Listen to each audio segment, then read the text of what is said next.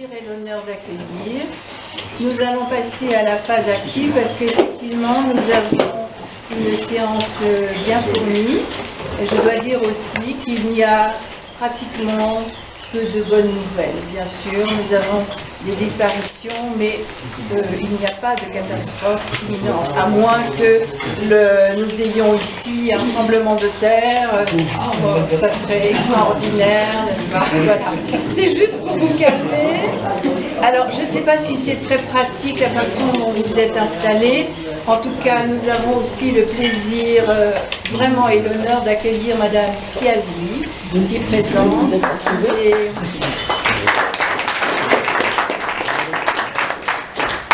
l'adjointe au maire de Monsieur Badiouf, maire de Turckheim, et elle est responsable culturelle, ce qui nous donne les meilleures espérances pour l'œil qu'elle jette sur nos activités. Alors, je vais commencer tout de suite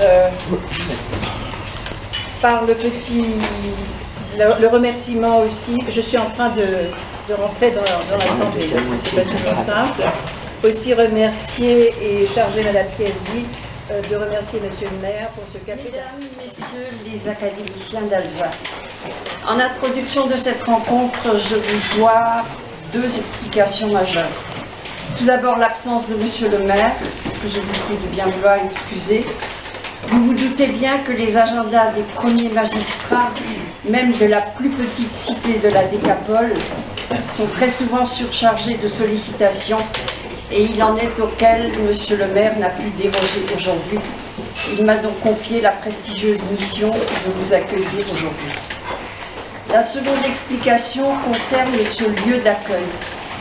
Madame Roederer a sollicité la ville de Turckheim en février dernier et nous avions alors en projet des travaux de grande ampleur dans notre salle d'apparat, celle qui accueille les mariages et les réunions du conseil municipal, et salle dans laquelle nous vous avions accueillis en une solution alternative. Et nous avons pensé à ce site des Trois Épis qui se trouve à 670 mètres très précisément en altitude. Et les Trois Épis, tout le monde le sait, sont le seul lieu d'apparition mariale en Alsace. C'est également un lieu qui est connu depuis plus de 60 ans pour la célèbre course de côte Turckheim-Trois Épis. Je peux vous donner un scoop qui nous fait beaucoup de soucis actuellement en termes de sécurité et d'accueil de public.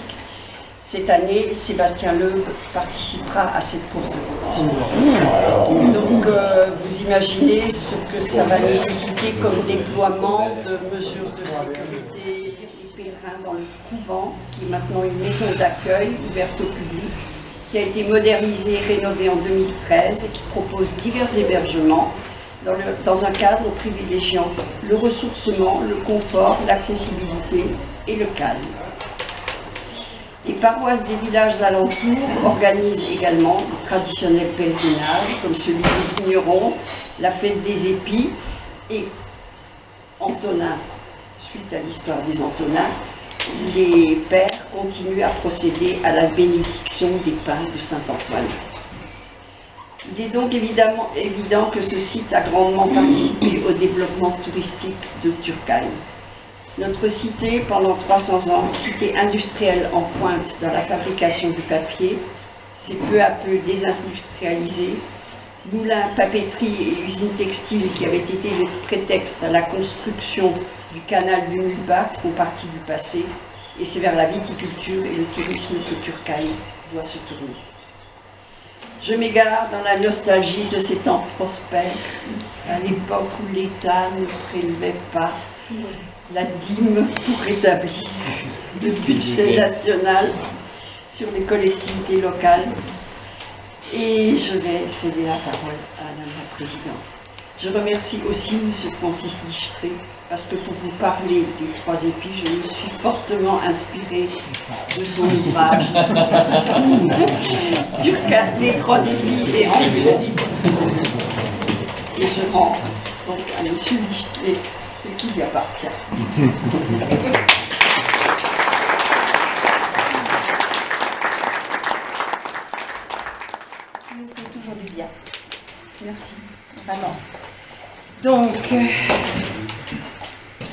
je m'adresse à vous, Madame Piazzi, adjointe de Monsieur le maire de Turckheim, qui est responsable de la culture, ça s'est entendu, Mesdames et Messieurs les maires ou les représentants des villes décapolitaines, chères consoeurs, chers confrères. Ce jour est particulièrement important dans la vie de notre compagnie, puisqu'il sera marqué par de profonds changements concernant à la fois l'élection d'un nouveau bureau qui découlera le 1er juillet du renouvellement du comité soumis à votre vote. Le changement de notre adresse sociale, c'est-à-dire nous allons émigrer de la CCI jusqu'aux Dominicains qui sont en réflexion. Toutes nos mémoires et toutes nos archives pour l'instant sont encaissées, mais elles vont être décaissées en 2019 et nous pourrons enfin, nous se montre très reconnaissant pour votre soutien et vous en particulier Madame Piazzi qui avait introduit la séance de la Décapole en 2008 pour la remise du prix éponyme à Madame Monique Débusquet pour son ouvrage « Travailler, prier, se révolter ». Les compagnons de métier dans la société urbaine et leur relation au pouvoir, rein supérieur 15e siècle. Je suis particulièrement heureuse que Monique Débusquet soit présente parmi nous et c'est un très très beau souvenir et vous aussi vous faites partie de notre mémoire collective. La laudatio fut prononcée par Madame le professeur Odile Cambrère qui est présente également. Merci infiniment Marie-Odile pour votre fidélité. Nos annales, donc, en garde. La transmission a souvent été au cœur de nos séances. En voici un bel exemple. Jean-Baptiste Herny, sculpteur, ami de Théophile Clem, a transmis sa passion à Albert, puis à son fils Jean-Jacques, notre confrère. Sa sœur Janine Herny, membre de la SLAC, que je salue, elle n'est pas dans la montagne aujourd'hui, docteur en ethnologie, auteur d'un monumental ouvrage sur Clem, a posé pour son père, auteur de la Vierge de l'ancienne chapelle. Et voilà la petite surprise, elle nous propose, après le déjeuner, de la suivre pour une visite des lieux. Pierre Andlauer, peintre paysagiste, peintre de l'abstraction, il fut l'inventeur de la peinture holographique et un grand collectionneur de l'art africain. En avril 2017, Paul Eschbach, qui a pendant de longues années habité à Zimmerwald, journaliste, écrivain, fin germaniste, membre éminent du comité pendant de longues années. En avril encore, Joseph Dietrich, prêtre, chercheur au CNRS, incorporé de force, membre éminent du comité, entré dans l'immortalité le jour de la remise de sa Légion d'honneur à titre militaire. Catherine Maty, notre précieuse et dévouée graphiste, qui a consacré ses dernières forces à la rédaction de nos annales. Je vous invite à observer une minute de silence ardemment dans les activités de l'Académie. Au risque de me répéter, l'Académie n'est pas une association comme les autres. Elle est placée sous l'égide de l'Institut de France, à qui nous devons des comptes. Le colloque de la Conférence nationale des académies, qui se tiendra en octobre 2018 à Colmar, Strasbourg et Célestat, sera l'occasion de nous mobiliser pour rendre à l'Alsace un hommage digne de son histoire, de son patrimoine. Le thème générique des étoiles et des hommes, titre que nous devons à partie à Madame Monique Débusquet, je lui rends un hommage particulier. Ce titre éclaire bien notre ambition.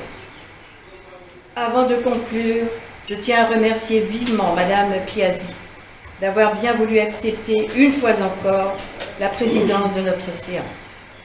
Je vous charge, chère Madame, de bien vouloir transmettre à Monsieur le maire Jean-Marie Baldouf notre gratitude pour le soin qu'il a pris de répondre à notre sollicitude, à notre demande d'hospitalité en son fief. Voilà, je vous remercie pour votre écoute et nous allons passer au point suivant de notre ordre du jour. Le président. Aussi, le présent rapport d'activité aura la forme d'une analyse non exhaustive de son œuvre au long cours. Elle a su animer les 45 réunions du comité directeur, les 9 assemblées générales dont celle d'aujourd'hui, ainsi que des dizaines de séances publiques dont chacune comportait sa propre thématique, ce qui représentait pour elle de longues réflexions à domicile, des écritures en grand nombre et autant d'allocutions. J'ajouterai que Christiane, avec une voix bien timbrée, vous l'avez entendu, s'est attirée dans le silence l'attention de ses auditeurs. Merci. Merci. Le travail le plus ardu consistait sans aucun doute à superviser la mise en page et l'édition de nos annales, et à s'occuper elle-même de l'ensemble des différentes étapes de leur réalisation. Certes, Christiane pouvait s'appuyer sur la fidèle collaboration de Catherine Maty, qui malheureusement, vous venez de l'entendre, vient de nous quitter. Les annales constituent la carte de visite des quelques 140 académiciens et académiciennes d'Alsace. Elles sont destinées en priorité aux personnes de notre province qui ont assisté aux séances publiques. Ces annales paraissent également sur notre site internet où on peut consulter par ailleurs les éditoriaux et bien d'autres informations détaillées grâce à la diligence de notre webmaster Charles Wechter.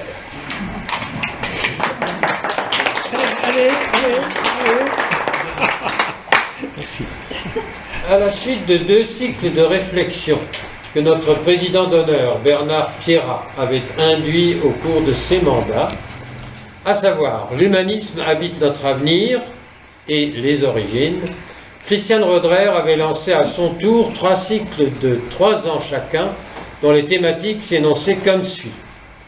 Au titre de 2008-2011, de la démocratie à l'humanisme, de 2011 à 2014, la transdisciplinarité et la transgénération, et ce en réponse au souhait du président de la Conférence nationale des académies de province, qui exprimait le vœu que les académies soient des lieux où l'on enseigne et où on apprend.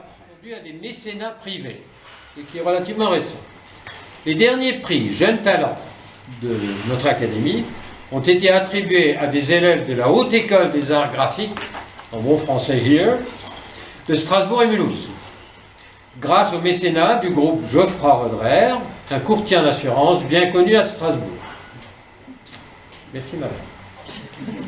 Le prix Beatus Rhenanus a pu être attribué à 2 reprises déjà grâce au discret mécénat d'un membre de notre académie qui désire souligner l'intérêt que nous devons porter à la prestigieuse bibliothèque humaniste de Célestat. Merci, chers collègues, que nous ne connaissons pas. Enfin, le grand prix scientifique dû au mécénat de la Fondation Alfred et Valentine Valac de Mulhouse a été attribué pour la 5e fois au cours du mois de mai de cette année au sein de l'ISIS, cet institut voulu par le CNRS et par l'Université de Strasbourg pour le prix Nobel de chimie Jean-Marie Lehn, 1877.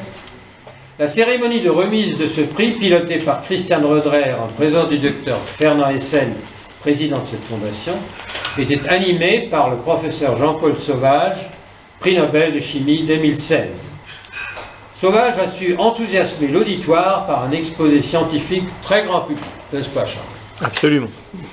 Constatons que le mécénat est un phénomène récent au sein de notre compagnie qui jusqu'à un passé récent s'appuyait sur les seuls dons consentis par les institutions publiques telles que l'ancien Conseil régional d'Alsace, les anciens conseils généraux et la dizaine de villes de la Décapole, dont la ville de Landau poursuivra d'ailleurs son travail désintéressé dans le cadre de ses nouvelles responsabilités à la tête du comité CNA, Conférence nationale des académies de province. Alors, ce travail qu'elle a devant elle, ce sera réalisé surtout à Paris. En effet, Christiane devra piloter le CNA 2018 qui, pour la première fois depuis la création de notre compagnie en 1952, se déroulera en Alsace. La fois d'après, ce sera dans 64 ans. Ce congrès CNA 2018 sera festif et comportera divers événements prestigieux tels que la visite commentée du musée Unterlinden le 3 octobre à Colmar, tels que la visite également commentée d'une partie des institutions européennes et de l'Université de Strasbourg le 4 octobre à Strasbourg. Et enfin, la visite inaugurale de la bibliothèque Beatus Rhenanus le 5 octobre à Célestat, le tout agrémenté de conférences et de réceptions officielles. Il est à remarquer que le musée Unterlinden et la bibliothèque humaniste apparaîtront dans leur toute récente architecture qui sont signés de grands noms, dont 2 lauréats du prix.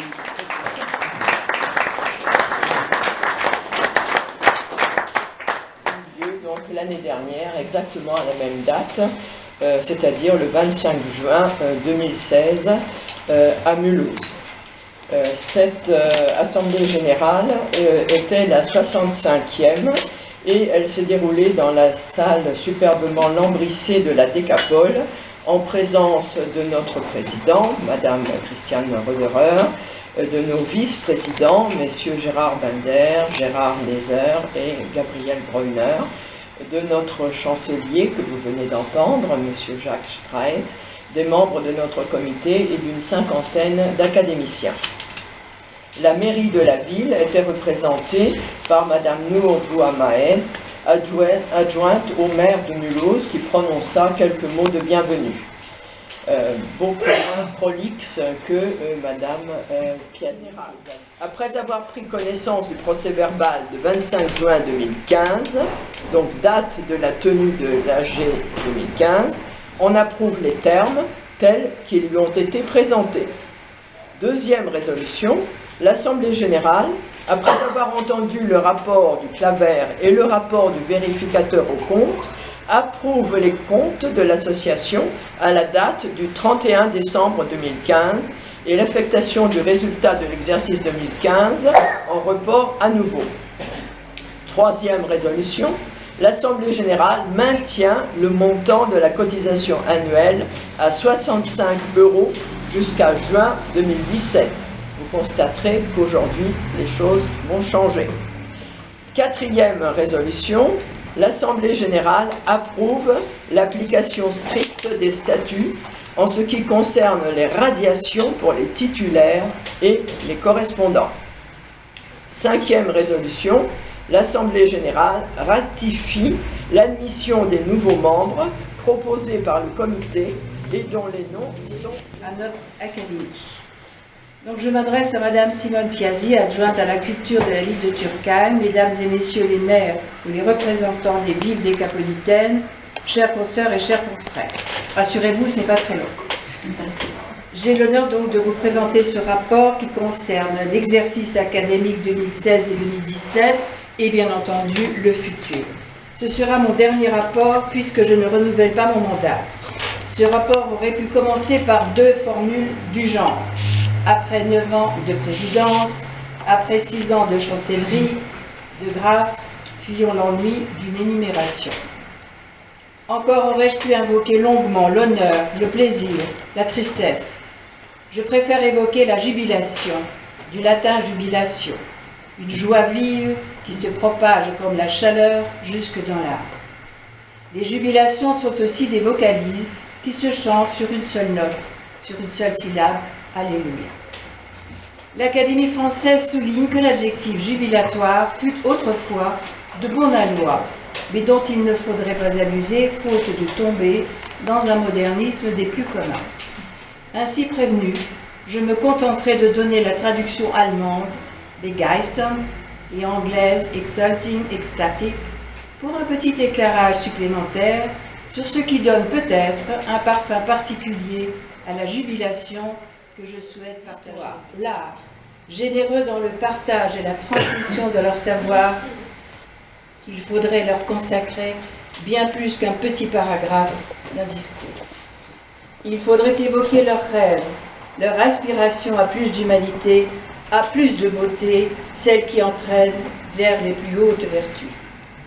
C'est certainement l'un des enjeux majeurs de nos académies en terre de France.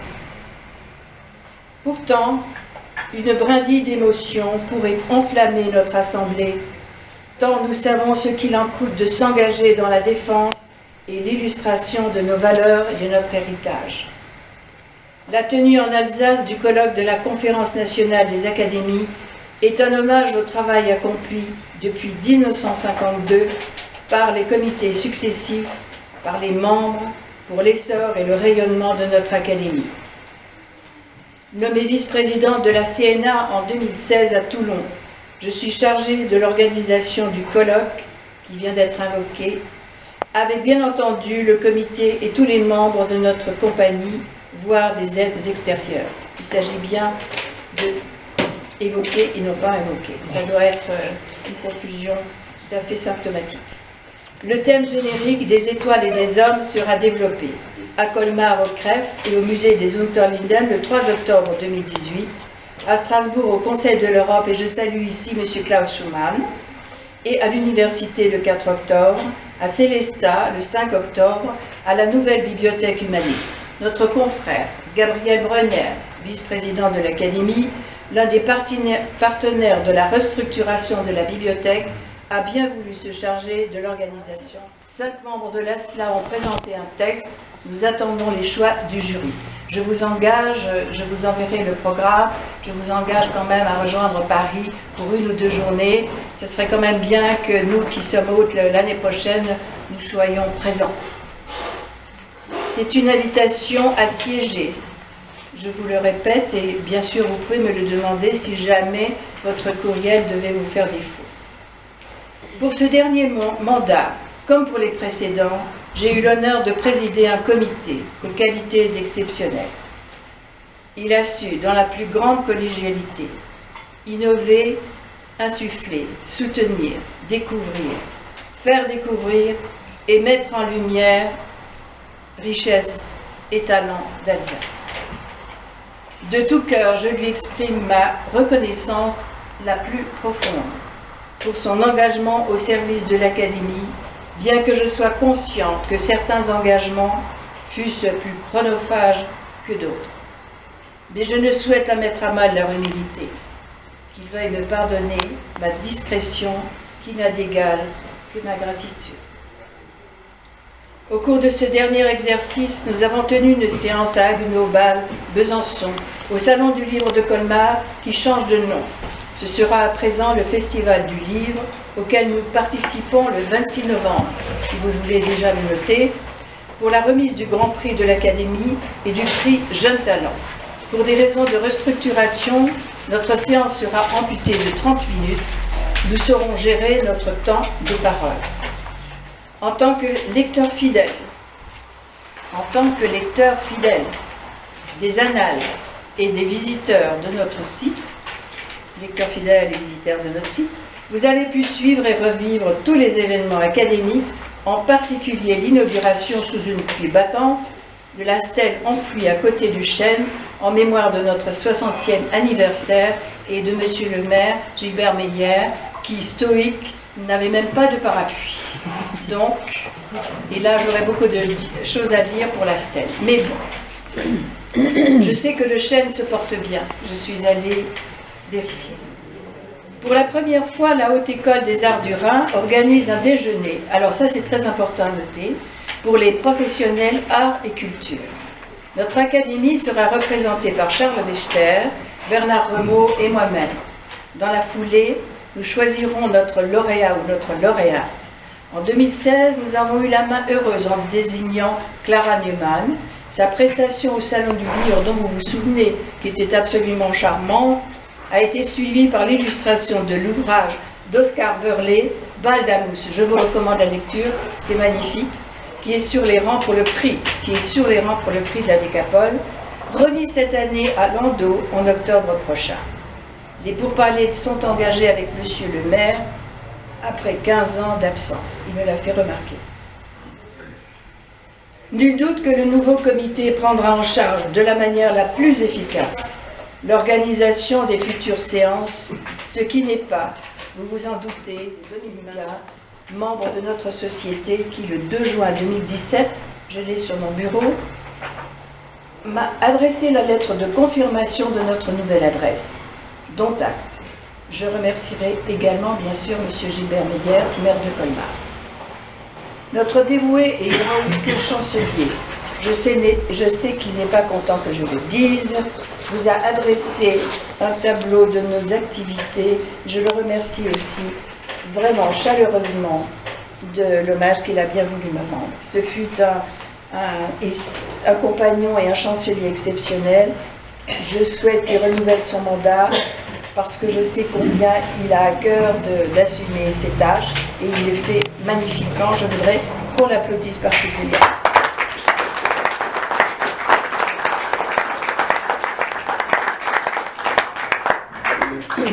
Voilà, je termine, rassurez-vous. Lors de nos études, nos maîtres nous ont appris à disserter. Ne fallait-il pas, dans la conclusion, revenir à l'introduction? Même après plus d'un demi-siècle, je ne saurais l'oublier. Ainsi revenons à la jubilation, essentiellement parce qu'elle s'adresse à l'âme. Dans son ouvrage « La fin de la nuit », François Mauriac précise « Sous la couche épaisse de nos actes, notre âme d'enfant demeure inchangée. L'âme échappe au temps. » Je répète, sous la couche épaisse de nos actes, notre âme d'enfant demeure inchangée. L'âme échappe au temps. Une âme d'enfant, c'est une capacité à s'émerveiller, cette volonté assumée de laisser une trace de sa passion malgré les embûches, malgré la tentation de céder à un ego surdimensionné, si souvent épinglé et quelquefois bien injuste. Mes chères consoeurs, mes chers confrères, je vous remercie, non sans émotion, pour votre confiance si longtemps assumée. Partons ensemble pour la grande aventure 2018. Que vive l'Académie des sciences, lettres et arts d'Alsace, dans l'harmonie et le partage, qu'elle demeure un lieu de rencontre et d'humanisme.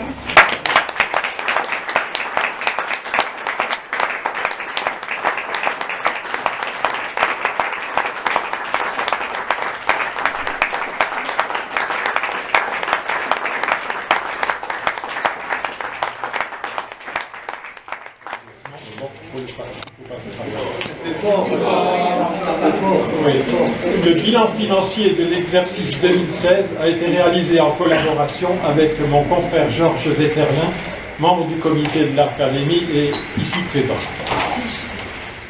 Je vais vous donner les différents chapitres qui concernent ce bilan. Et vous verrez effectivement, comme l'avait anticipé Guy Verlin, que ce bilan est différent de celui de 2016. Pour ce qui concerne le compte de résultat, c'est-à-dire les dépenses et les recettes. Pour les dépenses, elles s'élèvent à 9 451 € contre 15 447 en 2015, soit une réduction de 39%. Alors, il s'agit d'une réduction des achats divers, c'est-à-dire essentiellement des imprimés et des frais de réception.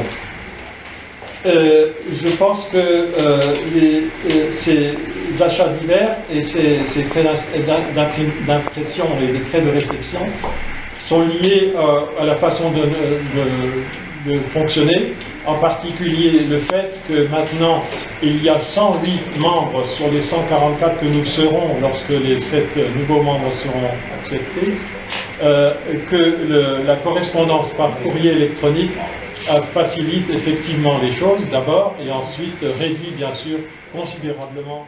Aujourd'hui, payent leur cotisation à 65 € pour jusqu'en juin 2018. Est-ce que ça c'est clair? Merci infiniment.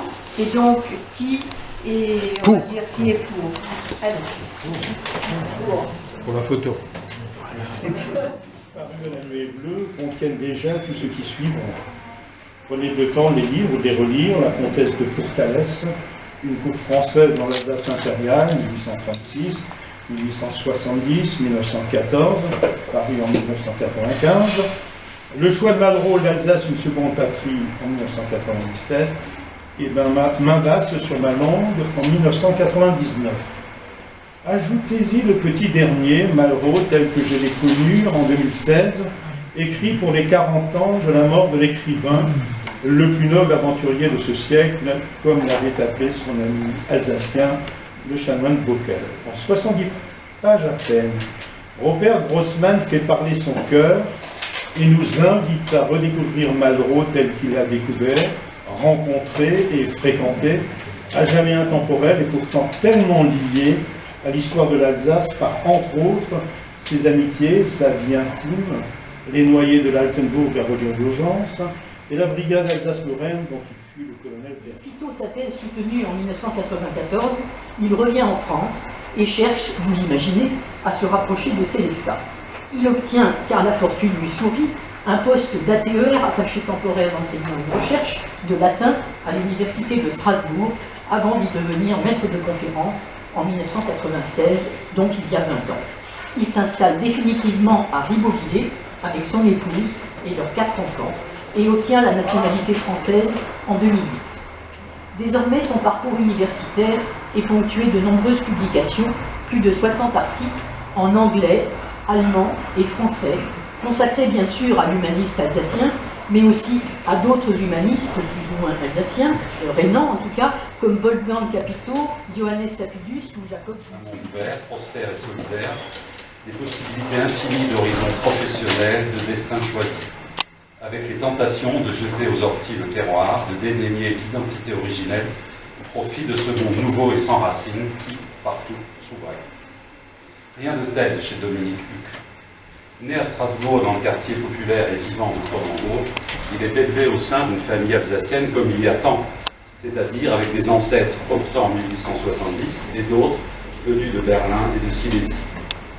Découvrant véritablement le français en arrivant à l'école, il développe progressivement un goût pour l'histoire. Pas le temps aujourd'hui de vous parler de toutes ces conférences et je vous annonce simplement qu'il y a un livre extraordinaire qui a mis en relation avec elle quand elle écrit la biographie de Geneviève de Gaulle.